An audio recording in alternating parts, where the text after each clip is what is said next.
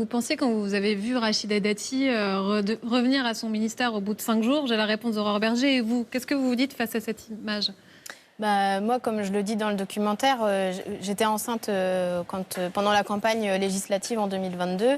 Et je l'ai dit d'emblée aux militants qui ont fait campagne avec moi.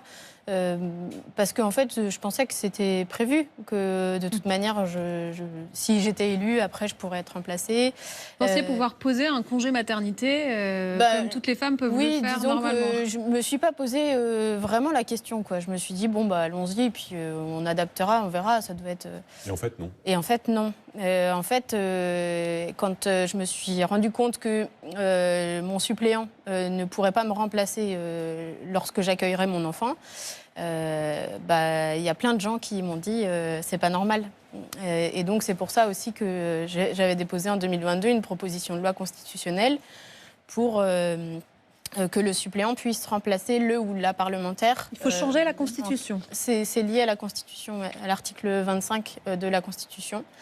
Et donc, en fait, aujourd'hui, pour que le suppléant remplace le ou la députée, c'est lorsqu'il y a soit un décès ou une nomination au gouvernement. Ça montre bien que l'Assemblée nationale a été pensée pour les hommes.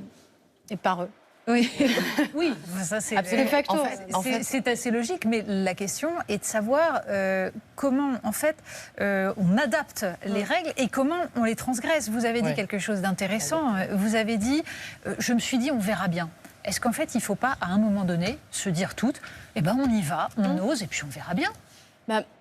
Je dirais que oui, mais en même temps, il faut aussi qu'on travaille vraiment sur l'égalité d'accès d'accès à la politique. Aujourd'hui, il y a 28% des postes de pouvoir, on va dire, qui sont